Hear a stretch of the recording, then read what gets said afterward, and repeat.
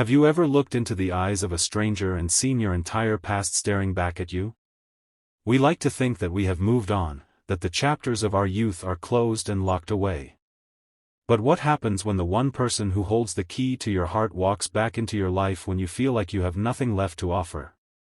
Today's story is about Liam, a single father barely holding it together, and Elena, the first love he thought he lost to the world of power and money. It is a story about second chances, the crushing weight of pride, and the realization that success isn't about the zeros in your bank account, but the hands holding yours when the world falls apart. Before we dive into this roller coaster of heartbreak and redemption, if you believe in the power of second chances, please hit that like button right now. It really helps us share these stories with more people who need hope. And if you haven't already, make sure to subscribe and turn on notifications so you never miss a moment of the journey. Now, let's step into the dimly lit hallway of Oak Creek Elementary. The fluorescent lights of the elementary school hallway hummed with a sound that Liam felt in his teeth. It was a Tuesday evening, raining, the kind of cold, insistent rain that soaked through cheap boots and dampened spirits. Liam shifted his weight, adjusting the collar of his flannel shirt. He felt underdressed. He always felt underdressed these days. Around him, other parents chatted in hushed, polite tones, checking their watches and scrolling on phones that cost more than Liam's truck. Liam was 32, but he felt 50. His hands were rough, stained with the walnut varnish he used in his small carpentry workshop, and his back ached from a 12-hour shift trying to finish a custom dining set that would barely cover this month's rent. Being a single dad to 7-year-old Leo was the greatest joy of his life, but it was also a relentless marathon of exhaustion. Leo had been acting out lately, silent spells, trouble focusing, and tonight was the mandatory parent-teacher conference to discuss an intervention plan. The words tasted like ash in Liam's mouth. He felt like he was failing the one person who mattered. "Mr. Bennett? The teacher will see you in 5 minutes, the receptionist said, offering a tight, sympathetic smile that Liam hated. It was the pity smile. The one people gave the single dad with the sawdust in his hair. Liam nodded and walked toward the water fountain to cool his nerves. He bent down, the water lukewarm, and when he straightened up, wiping his mouth with the back of his hand, he froze. At the other end of the hallway, the double doors swung open. The sound of high heels clicking against the linoleum floor echoed like gunshots in the quiet corridor. It was a rhythm of authority, of someone who didn't just walk into a room but owned it. She was wearing a tailored navy suit that looked like it was cut from silk and steel. Her hair, once wild and curly, was now straightened into a sleek, professional bob. She was talking into a headset, her voice low and commanding, her fingers dancing over a tablet. She looked like she had just stepped out of a Forbes magazine cover shoot. Liam's breath hitched. His heart didn't just skip a beat, it slammed against his ribs. He knew the arch of that eyebrow. He knew the specific way her lips pursed when she was thinking. It was Elena. Elena meant summer nights by the lake when they were 18. Elena meant cheap wine and promises to conquer the world together. Elena meant the girl who left 12 years ago to chase a scholarship and a business degree in New York, leaving Liam behind in the dust of their small town. He hadn't seen her since the day she drove away. She ended the call, tapping her headset off, and looked up. Their eyes locked across the expanse of lockers and student artwork. Time didn't stop, it collapsed. The 12 years of silence, the pain of his divorce, the struggle of raising Leo alone, her meteoric rise, it all vanished. For a second, they were just Liam and Elena. Her eyes widened. The professional mask slipped, revealing a flash of genuine shock. "Liam?" Her voice was softer than he remembered, lacking the sharp edge she had used on the phone. "Elena," he managed to choke out. He instinctively tried to hide his varnish-stained hands behind his back. What are you doing here?" She walked closer, and the scent of expensive jasmine perfume and rain hit him. It was intoxicating. "I moved back 2 weeks ago," she said, her eyes scanning his face, reading the lines of worry etched there. I'm the new CEO of NovaCorp. We opened the regional headquarters downtown. NovaCorp. The massive tech conglomerate that was currently buying up half the town's real estate. She wasn't just successful, she was stratospheric. CEO, Liam repeated, the word feeling heavy. Wow. You did it. You actually did it. I did, she said, but her smile didn't reach her eyes. It was practiced. And you? You're here for my son. Leo, Liam said, pride warring with embarrassment. Parent-teacher night. You have a son, she said, a strange melancholia passing over her face. I'm here for my niece. My sister. Sarah passed away last year. I'm Maya's guardian now. Liam felt a pang of sympathy. Elena, I'm so sorry. I didn't know. It's an adjustment, she said, her armor sliding back into place. She checked her diamond-encrusted watch. I have to go in. Mrs. Gable is waiting. Me too, Liam realized. We have the same time slot. That's impossible. Just then, the classroom door opened. Mrs. Gable, a kind but harried woman, poked her head out. Mr. Bennett? Ms. Vance? Perfect. Since Leo and Maya are involved in the same incident, I thought it best we meet together. Liam and Elena looked at each other. Incident, they said in unison. The meeting was a blur of humiliation for Liam. Apparently, Leo and Maya had painted a mural on the side of the school gym. It wasn't graffiti, it was an intricate, beautiful painting of a forest, but it was unauthorized. Maya had supplied the expensive paints, Leo had done the design. They are both suspended for 3 days, Mrs. Gable said gently. But I have to say, the talent is undeniable. Elena immediately pulled out a checkbook. I'll pay for the cleaning. And I'll make a donation to the art department to ensure this doesn't happen again. Liam felt the heat rise in his neck. I can pay for half the cleaning, he interjected quickly, though he knew it would mean skipping meals this week. Elena turned to him, her expression unreadable. It's fine, Liam. It's pocket change. It wasn't meant to be an insult, but it cut Liam deeper than any knife. Pocket change, that sum was his livelihood. I pay for my son's mistakes, Liam said, his voice firm, his jaw set. Send me the bill, Mrs. Gable. They walked out of the school into the pouring rain. The tension was palpable. You didn't have to be a martyr in there, Elena said, opening a sleek black umbrella. And you didn't have to swoop in like Lady Bountiful, Liam snapped, pulling his collar up. Some of us can't just throw money at our problems. Elena stopped. She turned to him, ignoring the rain splashing onto her expensive suit. Is that what you think I am? Just money? I don't know who you are anymore, Elena. I know the girl who used to dream of painting, not the woman who runs a corporation that evicts people. I don't evict people, she defended, her voice rising. I create jobs. I built a life, Liam. I didn't stay stuck. The words hung in the air, wet and heavy. Stuck. I'm not stuck, Liam said quietly. I'm a father. I'm a craftsman. I built a life too. It just looks different than yours. He walked away toward his rusted pickup truck, leaving her standing under her umbrella, watching him go. As he drove away, gripping the steering wheel until his knuckles turned white, he realized the tragedy of it all. He was still in love with her. And he hated her for it. The next few weeks were a torture of proximity. Because Leo and Maya were suspended together, and then subsequently became inseparable best friends upon returning to school, Liam and Elena were forced into each other's orbits. They met at drop-offs. They met at soccer practice. And slowly, the ice began to thaw.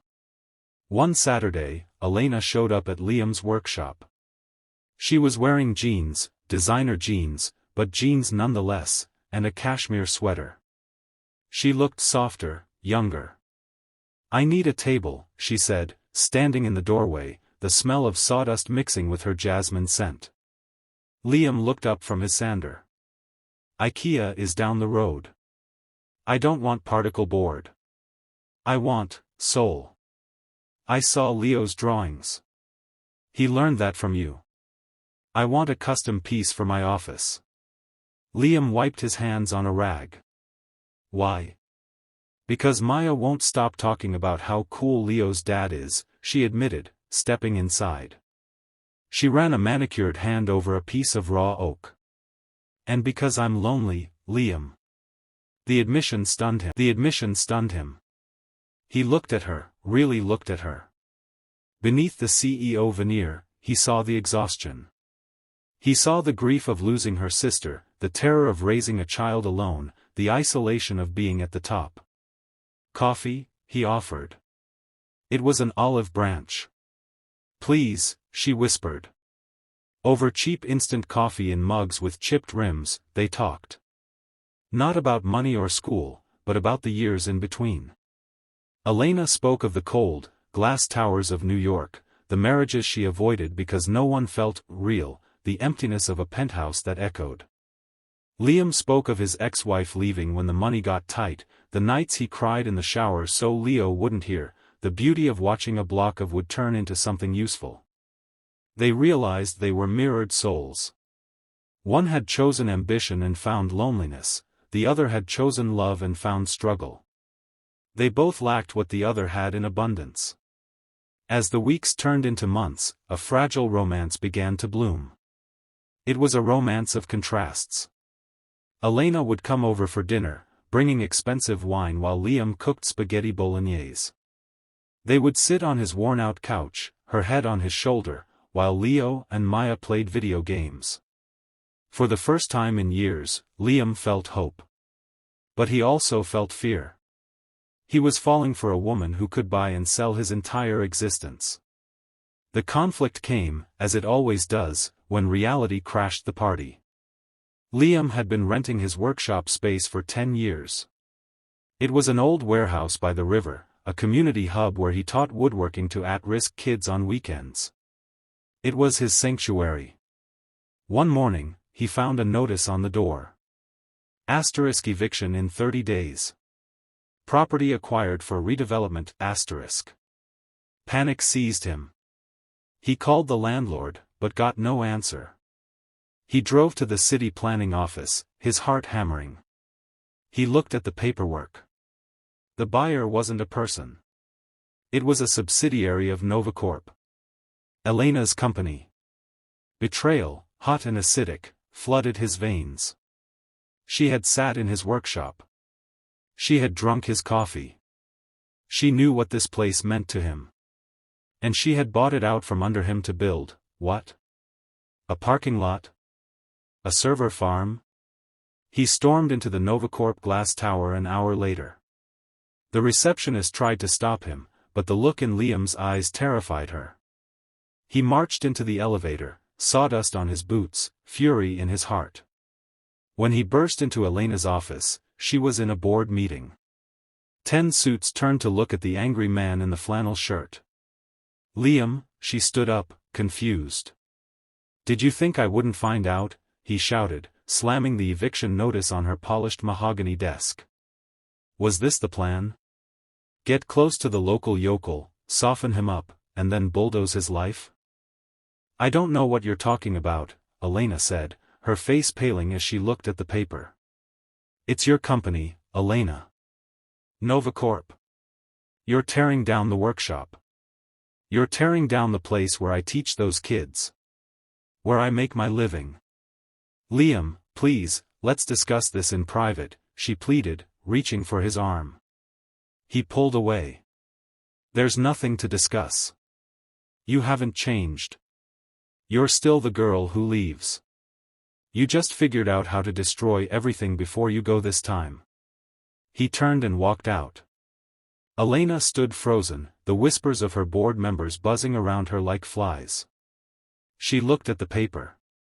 She truly hadn't known. Her acquisitions department handled local real estate. But she was the CEO. It was her signature on the bottom line. The next week was a descent into darkness for both of them. Liam packed his tools, every hammer blow feeling like a heartbeat ending. He couldn't look at Leo without crying. He was going to lose the shop, and without the shop, he couldn't make furniture. He'd have to take a job at a factory 2 towns over. He'd see Leo less. The spiral was dizzying. Elena was fighting a war on 2 fronts. She investigated the deal and found it was a strategic acquisition for a new data center. Legally, it was sound. Ethically, it was rotting her soul. She tried to call Liam, but he had blocked her number. She drove to his house, but his truck was gone.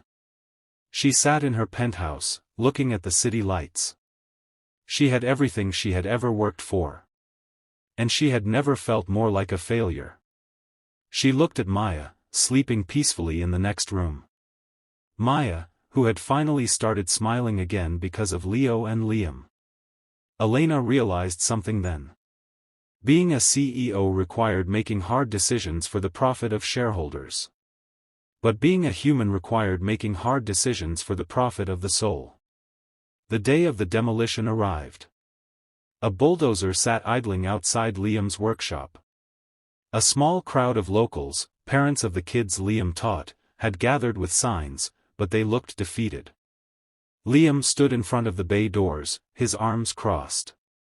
He wasn't going to move.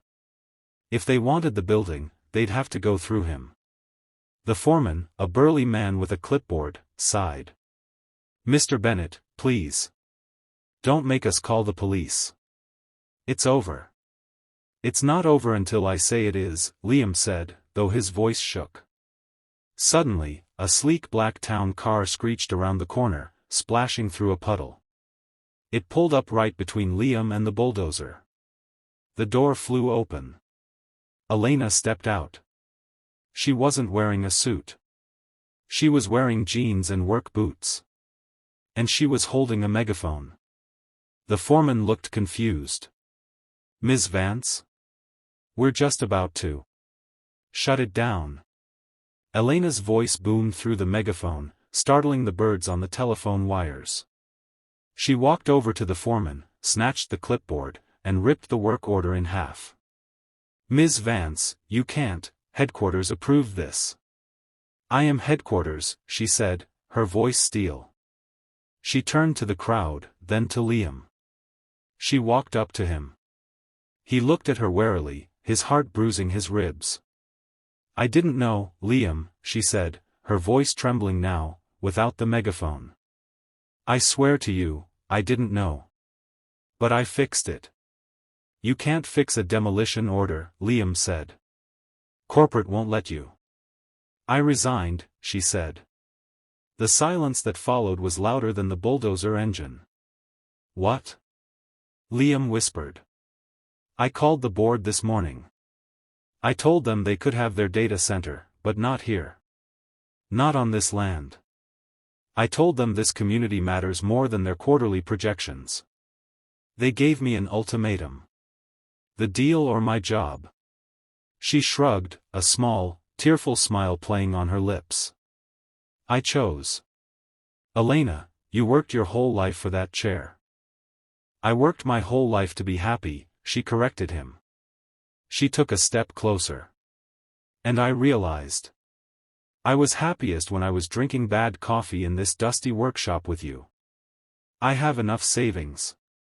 I have ideas. I want to start a consultancy for small businesses.